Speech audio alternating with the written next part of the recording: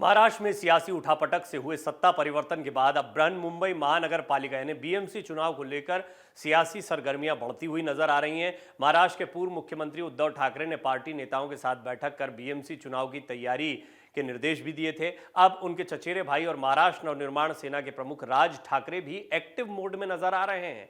मनसे अध्यक्ष राज ठाकरे गोरेगांव स्थित नेस्को ग्राउंड पहुंचे। राज ठाकरे ने नेस्को ग्राउंड में मुंबई में मनसे के सभी बूथ प्रमुखों और कार्यकर्ताओं को संबोधित किया।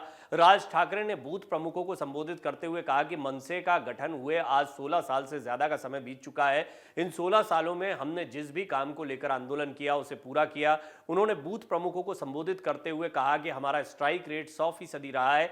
राज ठाकरे ने कहा कि हमने महाराष्ट्र के लोगों के लिए काम किया, मराठी लोगों के रोजगार के लिए हमेशा लड़ते रहे। उन्होंने कहा कि रेलवे की परीक्षा देने के लिए बिहार से आए परीक्षार्थियों से हमारे लोगों ने वहां जाकर बातचीत करने की कोशिश की। राज ठाकरे ने कहा कि इसके बदले हमारे लोगों को गालियां दी गई। उसके बाद आक्रोशित कार्यकर्ता उन्हें हमला किया था, क्योंकि ये इसको लेकर कई बार आलोचना होती रहती है। उन्होंने आरोप लगाया कि मीडिया ने दिखाया कि राज ठाकरे उत्तर भारतीय विरोधी है।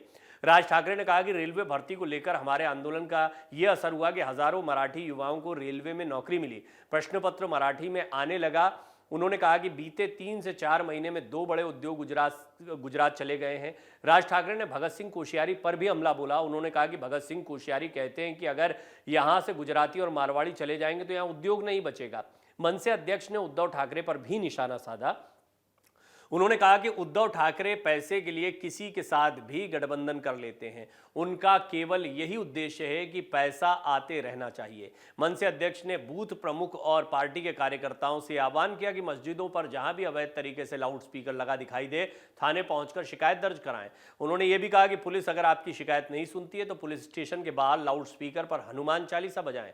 हालांकि ऐसा नहीं है कि राज ठाकरे ने सिर्फ उद्धव ठाकरे पर हमला किया, वो बीजेपी और शिंदे पर भी खुलकर हमला करते हुए दिखाई दिए हैं। अभी तक राज ठाकरे ने अपना रुख साफ नहीं किया है कि वो बीजेपी और शिंदे गुट के साथ मिलकर बीएमसी चुनाव लड़ेंगे या नहीं। हालांकि इसके पहले भी राज ठाकरे से जब पूछा गया था कि आप शिंदे और फडणवीस को अपना दोस्त मानते हैं लेकिन आप उन्हीं पर हमला बोलते हैं, तो राज ठाकरे ने कहा था कि हम सच बोलने के आदी हैं और सच बोलने से मुझे कोई परहेज नहीं है। यही कारण है कि मैं हमेशा सच बोलता हूं।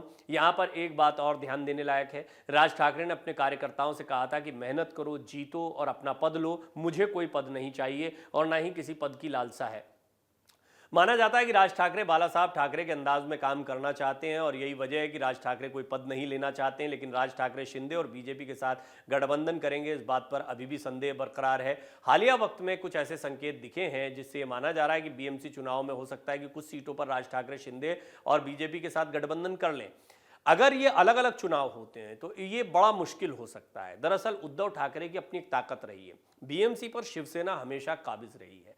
राज ठाकरे को एक उम्मीद थी कि शिवसेना में जैसे जैसे दो फाड़ हुआ है या शिवसेना कमजोर हो रही है उसका फायदा उन्हें मिल सकता है, क्योंकि कई लोग आज भी उनमें बाला साहब ठाकरे की छवि देखते हैं।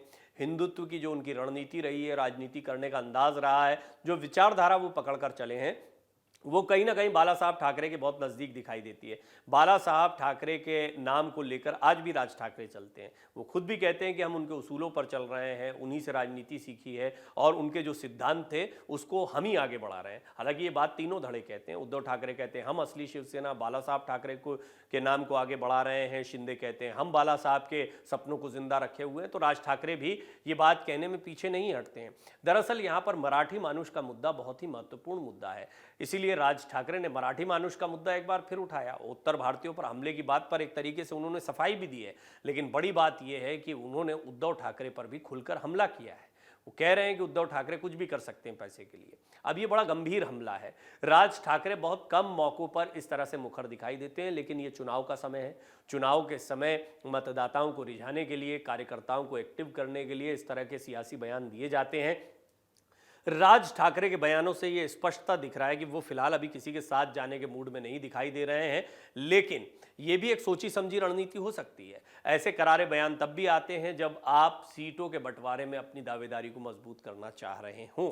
बेशक उनका और कोई मेल नहीं दिखाई देता है कि वो शिंदे और फडणवीस के साथ में जाएं या बीजेपी शिंदे गुट के साथ में मिलकर चुनाव लड़ें, लेकिन यहाँ तो बहुत बड़ी चुनौती ये है कि शिंदे गुट और बीजेपी आपस में कैसे बंटवारा करेंगे, ये एक बहुत बड़ी चुनौती। फिर उसमें कोई तीसरा घटक दल आता है या साथी आता है तो उसके साथ में समीकरण कैसे बैठाए जाएंगे, या फिर बहुत मुमकिन है कि इस पर बात ना बन पाई हो, जिसके बाद राज ठाकरे ने अपने तेवर दिखाने शुरू किए हों। ऐसी बहुत सारी संभावनाएं हो सकती हैं। एक बात तय है, बीएमसी चुनाव बहुत दिलचस्प होने वाला है। उद्धव ठाकरे को इन चुनाव से बहुत ज्यादा उम्मीदें हैं। जिस तरह राज ठाकरे ने उद्धव ठाकरे पर हमला किया है, उससे यह भी स्पष्ट होता है कि राज ठाकरे भी उद्धव ठाकरे को एक बड़ी चुनौती के तौर पर देख रहे हैं। अगर आप ये वीडियो YouTube पर देख रहे हैं तो हमारे चैनल को सब्सक्राइब करें और बेल आइकन को दबाना ना भूलें। अगर आप Facebook पर ये वीडियो देख रहे हैं तो हमारे पेज को लाइक करें। डाउनलोड करें अमर उजाला ऐप और पाएं खबरें लगातार।